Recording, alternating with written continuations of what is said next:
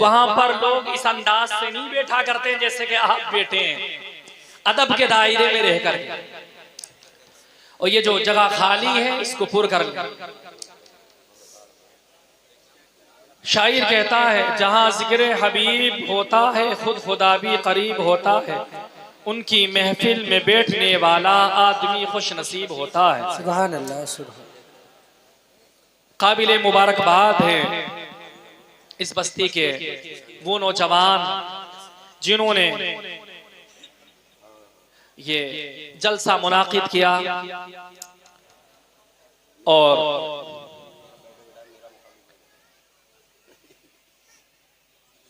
काबिल तारीफ हैं आप सब लोग कि आप लोग इस जलसे में आए। और मैं तो खुशकिस्मत कहता हूं उन लोगों को कि जो लोग हुजूर सल्लल्लाहु ताला अलैहि वसल्लम के इस महफिल में तशरीफ लाए। क्यों? इसलिए कि महबूब की महफिल को महबूब सजाते हैं। महबूब की महफिल को महबूब सजाते हैं। आते हैं वही जिनको सरकार बुलाते हैं। आते हैं वही जिनको सरकार बुलाते हैं। जिन्हें सरकार ने बुलाया है वो लोग घर से चलकर इस महफिल में आए, और जिन्हें सरकार ने बुलाया ही नहीं तो वो घर से चल के आए ही नहीं। जी जी सही। लेकिन खुशकिस्मती है हमारी कि हम लोग को अल्लाह तबारक व तआला ने अपने नबी की तारीफ के लिए, नबी के जिक्र के लिए मुंतखब फरमा लिया। बेशक सुभान। और अल्लाह रब्बुल इज्जत खुद खुदावंद कुद्दूस इरशाद फरमाता है, फस्कुरूनी अज़कुरुकुम वश्कुरूली वला तकफुरून। तुम मेरा जिक्र करो मैं तुम्हारा चर्चा करूंगा। वश्कुरूली, और मेरा शुक्र अदा करो, वला तकफुरून, मेरी नाशुक्री ना करो।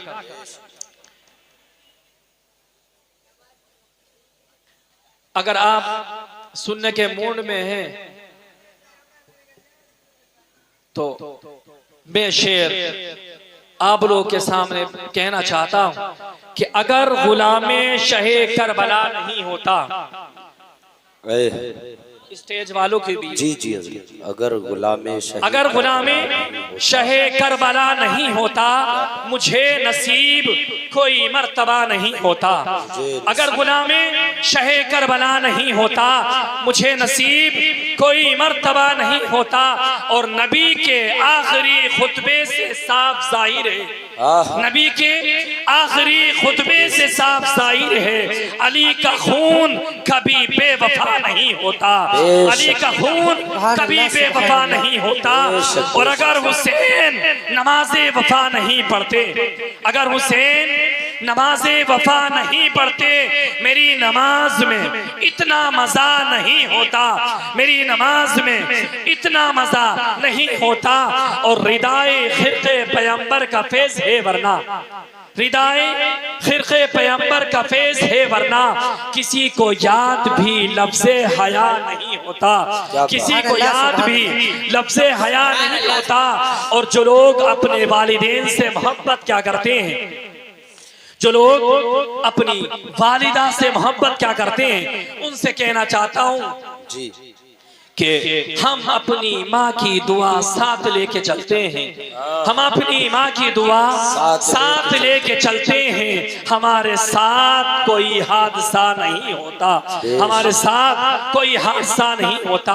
अगर गुलामे शहे करबला नहीं होता मुझे नसीब कोई मर्तबा नहीं होता। सुभान अल्लाह। और ये जो आमद रसूल पर ये जलसे का इनकाद किया गया, हुजूर सल्लल्लाहु ताला अलैहि वसल्लम की विलादत 12 रबीउल अव्वल को आप सब लोग अच्छी तरह से जानते हैं। सुबह सादिक का वक्त था। हुजूर सल्लल्लाहु ताला अलैहि वसल्लम जब इस दुनिया में तशरीफ लाए,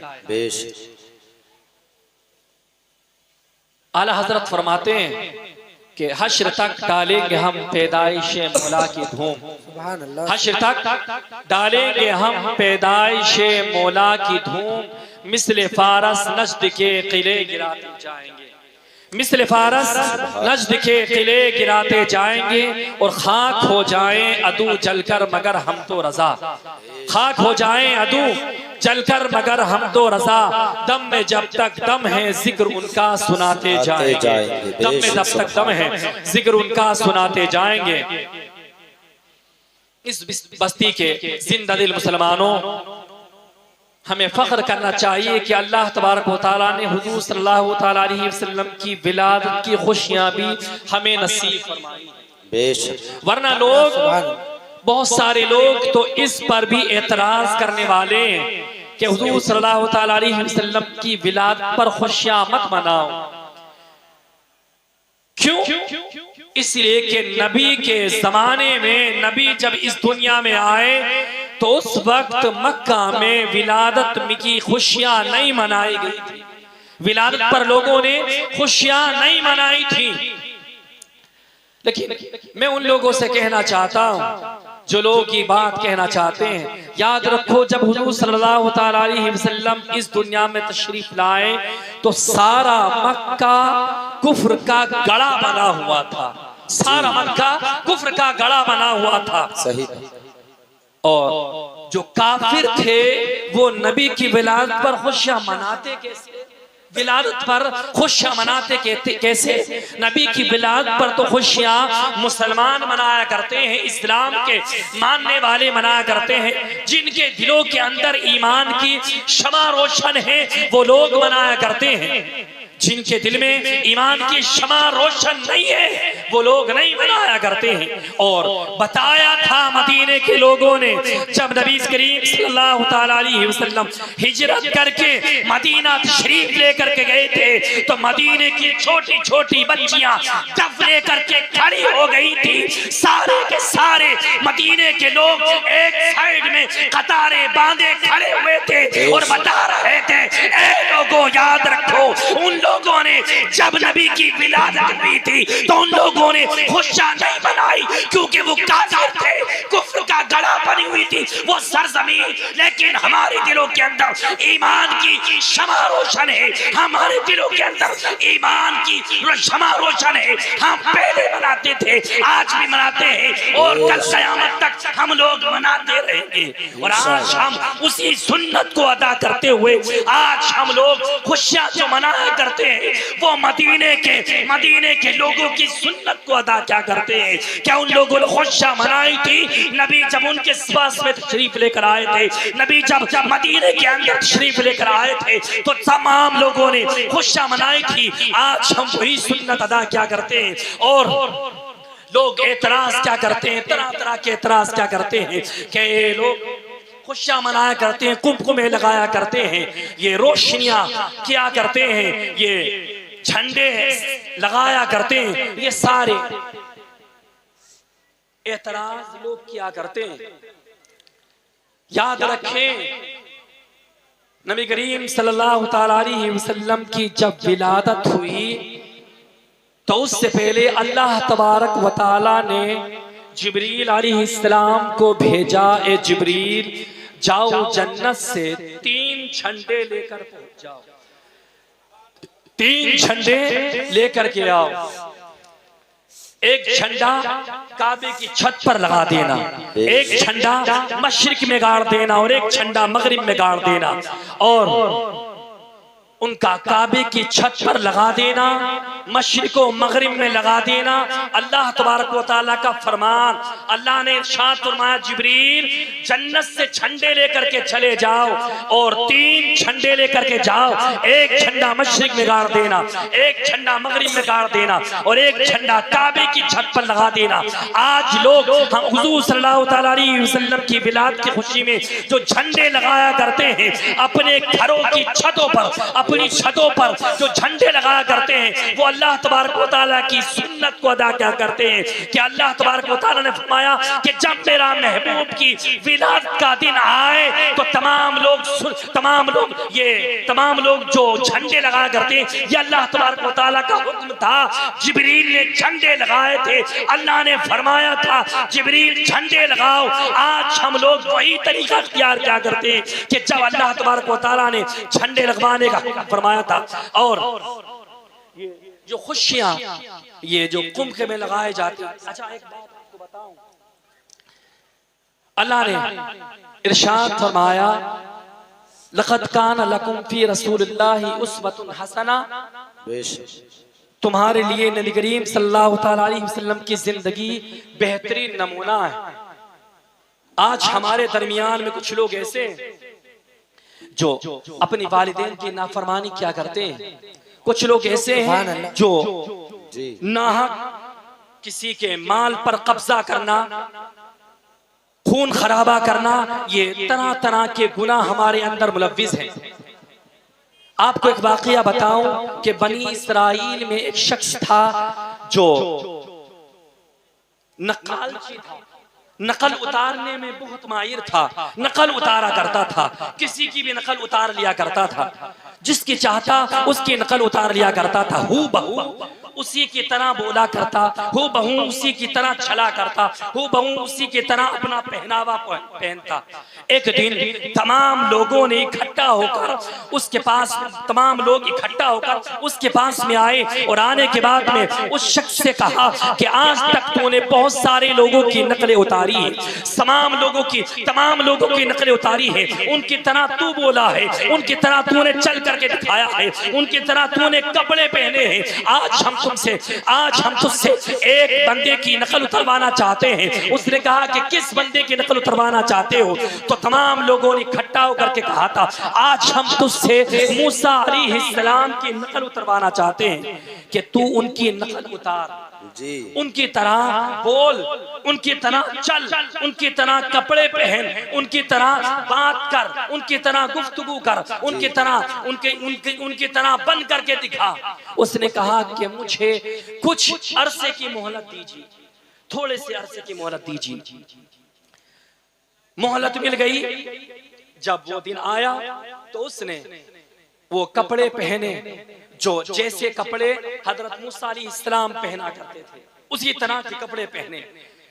जब उसने दाढ़ी इसी तरह से सजा ली जिस तरह से मूसा अलैहिस्सलाम की दाढ़ी थी, उसने कपड़े उसी तरह से पहन लिए जिस तरह से मूसा अलैहिस्सलाम के कपड़े थे, उसने असा इसी तरह से बना लिया, डंडा इसी तरह से बना लिया जिस तरह से मूसा अलैहिस्सलाम का था। अब वो बंदा एक ऊंची चट्टान पर खड़ा हो गया और खड़ा होने के बाद में लोगों को मुखातिब करने लगा जिस तरह से मूसा अलैहिस्सलाम मुखातिब क्या करते थे, जिस तरह से मूसा अलैहिस्सलाम तकरीर क्या करते थे, उसने भी वही तरीका अपनाना शुरू कर दिया, वही इसी तरह से बात करना शुरू कर दी। कपड़े ऐसे जैसे मूसा पहना करते थे, पहनावा ऐसा, चेहरे का रंग ढंग ऐसा जैसा मूसा अलैहिस्सलाम का था, कपड़े ऐसे पहन लिए जिस तरह से मूसा अलैहिस्सलाम पहना करते थे, चेहरे पर दाढ़ी इसी तरह से सजा ली जिस तरह से मूसा अलैहिस्सलाम के चेहरे पर थी, हाथ में असा इसी तरह से पकड़ लिया जिस तरह से मूसा अलैहिस्सलाम पकड़ा करते थे, बात करने का अंदाज ऐसा बना लिया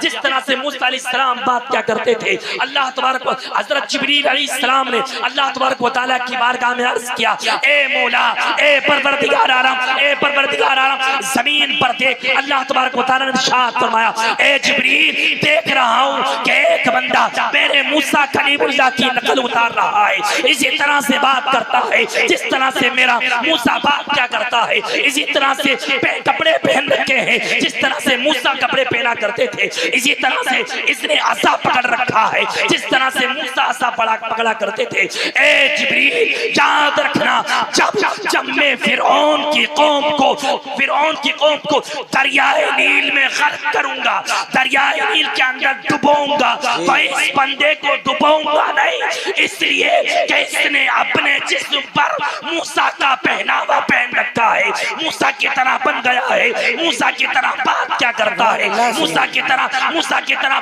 कपड़े पहन रखे हैं, मूसा की तरह इसने असा पकड़ रखा है, इसको मैं उस दरियाए नील में गर्क नहीं करूंगा क्योंकि इसने अपने जिस्म पर मूसा की तरह कपड़े पहन रखे हैं। मेरी रहमत को गवारा नहीं होता है कि जो मेरे मूसा की तरह कपड़े पहन ले, मैं उस बंदे को दरियाए नील।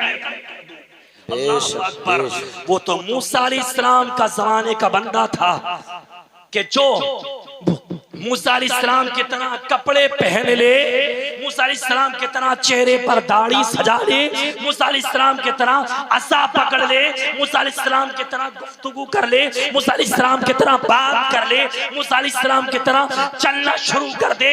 वो मूसा अलैहिस्सलाम के ज़माने का बंदा था कि अल्लाह तबारक व तआला ने इरशाद फरमाया, ए फरिश्तों गवाह रहना, इसको मैं दरियाए नील में गर्क नहीं करूंगा। अब आइए नबी करीम सल्लल्लाहु ताला अलैहि वसल्लम की उम्मत की तरफ अल्लाह इरशाद फरमाता है, कुंतुम खैरा उम्मतिन उखरिजत लिन्नास, तुम बेहतर उम्मत हो तमाम उम्मतों में जो लोगों में जाहिर की गई। तामुरून बिल मारूफ, क्योंकि तुम नेकी का हुक्म दिया करते हो, व तनहौना अनिल मुनकर, और बुराई से रोका करते हो। अब सोचें कि मूसा अलैहिस्सलाम के जमाने के बंदे को अगर वो मूसा की तरह अपना चेहरा बना ले, मूसा की तरह अपने चेहरे पर दाढ़ी सजा ले, मूसा की तरह कपड़े पहन ले, मूसा की तरह बात करना शुरू कर दे, तो अल्लाह तबारक व तआला दरियाए नील में उस बंदे को गर्क ना करे। अगर उम्मते मोहम्मदिया का अगर कोई बंदा, उम्मते मोहम्मदिया का अगर कोई बंदा अपने चेहरे पर दाढ़ी सजा ले, अपना पहनावा इस्लामिक बना ले, अपना अपना अपना अपना रंग ढंग अपना सर से लेकर पैर तक इस्लाम के साजे में ढल जाए, तो उस जमाने के बंदे को अल्लाह तबारक व तआला दरियाए नील में गर्क ना करे। इस जमाने का बंदा अगर नबी की सुन्नत पर अमल करने लग जाए तो अल्लाह तबारक व तआला उस बंदे को दोज़ख के अज़ाब से भी बचा लेगा। नारे तकबीर, नारे तकबीर, नारे रिसालत, या रसूल अल्लाह, नारे रिसालत, जश्न आमद रसूल कॉन्फ्रेंस, नारे तकबीर, नारे रिसालत, या रसूल सरकार की आमद, सरकार की आमद, मरहबा, नारे तकबीर, अल्लाहु नारे अकबर। रिसालत।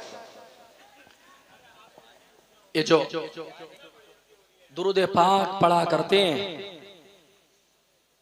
तो मैं आपको बताऊं कि दुरूद पाक पढ़ने का अंदाज क्या होना चाहिए। जी, दुरूद पाक किस तरह से पढ़ी जाती है, किस तरह से हमें पढ़ना चाहिए, हमें कैसे दुरूद पाक पढ़ना चाहिए। अल्लाह वाले फरमाते हैं कि जब तुम दुरूद पाक पढ़ो तो इस अंदाज से पढ़ो जिस तरह से नमाज पढ़ा करते हैं, बेशक सुभान जिस अल्लाह, तरह से नमाज पढ़ा करते हैं।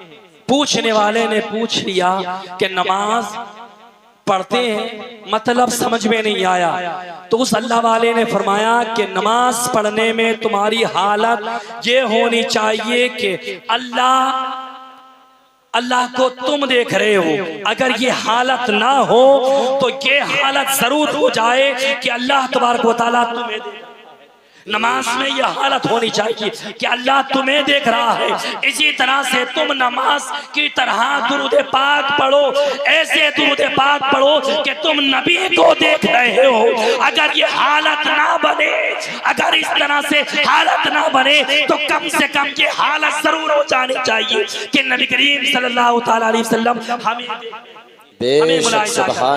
हमें दुरूद इस तरह से पढ़नी चाहिए। और दुरूद तो वो अमल है, दुरूद तो वो अमल है जो अमल अल्लाह तबारक व तआला की बारगाह में हर वक्त कबूल हुआ करता है, हर वक्त कबूल हुआ करता है, हर हालत में कबूल हुआ करता है। अगर हम दिखावे के तौर पर भी दुरूद पाक पढ़ते हैं तो अल्लाह तबारक व तआला हमारे दुरूद पाक को कबूल फरमाया करता है। अगर हम वैसे ही अल्लाह के रसूल सल्लल्लाहु अलैहि वसल्लम की मोहब्बत में गर्क होकर दुरूद पाक पढ़ते हैं तो हमारा दुरूद पाक अल्लाह की बारगाह में कबूल हुआ करता है। क्यों? इसलिए कि हमारा दुरूद पाक अल्लाह की बारगाह में कबूल क्यों हुआ करता है कि अल्लाह ने इरशाद फरमाया ना कि मैं तुम्हारा दुरूद पाक हर वक्त कबूल करूंगा, हर लम्हा दुरूद पाक तुम्हारा कबूल करूंगा। इसलिए कि नारे रिसालत मसलके आला हजरत शायर इस्लाम ज़ीशान अहमद साहिब क़िबला, सुभान अल्लाह, सुभान अल्लाह। तुम्हारा दुरूद पाक मैं अल्लाह की बारगाह में कबूल करूंगा। आपको एक बात बताएं, ये जो मक्खी हुआ करती है जो इस वक्त हमें परेशान करती है, ये जो मक्खी है ये हमें परेशान क्या करती है। ये छोटी सी मक्खी 5 फुटी 6 फुट के आदमी को परेशान करती रहती है, इतना परेशान करती है कि इंसान इससे ज्यादा परेशान हो जाया करता।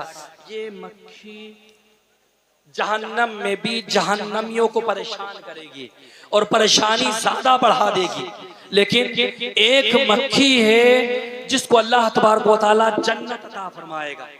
एक मक्खी है जिसको अल्लाह तबारक व तआला जन्नत अता फरमाएगा। अब वो मक्खी कौन सी है? ये जो दूसरी मक्खी हुआ करती है जो हम लोग को परेशान क्या करती है, ये जहन्नम में जाएगी। लेकिन जो मधुमक्खी हुआ करती है, शहद वाली मक्खी, इसको अल्लाह तबारक व तआला जन्नत अता फरमाएगा। जन्नत कैसे अता फरमाएगा अल्लाह तबारक व तआला? क्योंकि इसका तरीका क्या है?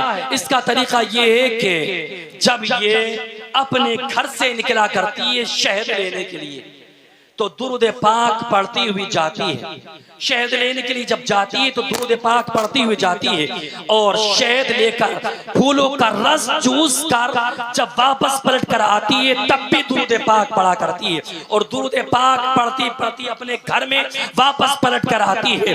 इस दुरूद पाक पढ़ने की वजह से अल्लाह तबारक व तआला को उस मक्खी पर इतना प्यार आता है, इतना प्यार आता है कि अल्लाह तबारक व तआला उसको जन्नत अता फरमा दिया करता है। एक मक्खी को अल्लाह तबारक व तआला दुरूद पाक पढ़ने की वजह से जन्नत अता कर दे। आज अगर उनका उम्मती, नबी का चाहने वाला, नबी का आशिक, नबी से मोहब्बत करने वाला, नबी का इश्क अपने दिल के अंदर रखने वाला अगर नबी पर दुरूद पाक पढ़ ले तो अल्लाह तबारक व तआला उस बंदे को जन्नत कैसे अता नहीं फरमाएगा। याद रखें, हम दुरूद पाक पढ़ें अपने और साथ में अपने वालिदैन की फरमा बरदारी करते रहें, वालिदैन की गुस्ताखी ना करें। अल्लाह के रसूल सल्लल्लाहु तआला अलैहि वसल्लम ने इरशाद फरमाया कि जो बंदा अपनी वालिदैन को खुशी की नजर से देखता है अल्लाह तबारक व तआला उसको एक हज मकबूल का सवाब अता फरमाया करता है। एक हज मकबूल का सवाब अता फरमाया करता है। हमें चाहिए कि हम सब लोग अपने वालिदैन का एहतराम करें, अपने बुजुर्गों का एहतराम करें और अपने छोटे छोटे भाइयों से शफकत का बर्ताव करें। नबी करीम सल्लल्लाहु तआला अलैहि वसल्लम की सुन्नत के मुताबिक अपनी जिंदगी गुजारें। हुजूर सल्लल्लाहु अलैहि वसल्लम की मोहब्बत अपने दिल के अंदर बिठा कर रखें। परवरदिगार आलम की बारगाह में दुआ है, मौला मेरे कहने और आप लोग के सुनने में जो भी गलतियां हुई हूं परवरदिगार आलम अपने महबूब के सदक़े से माफ फरमाए। अस्तगफिरुल्लाह रब्बी मिन कुल्ली ज़म्बिन व अतूबु इलैहि। कलमे तय्यबा का विर्द कर लीजिए, अशहदु अल्ला इलाहा इल्लल्लाह व अशहदु अन्ना मुहम्मदन अब्दुहु व रसूलुहु मा अलैना इल्लल बलाग। अस्सलाम। हज़रात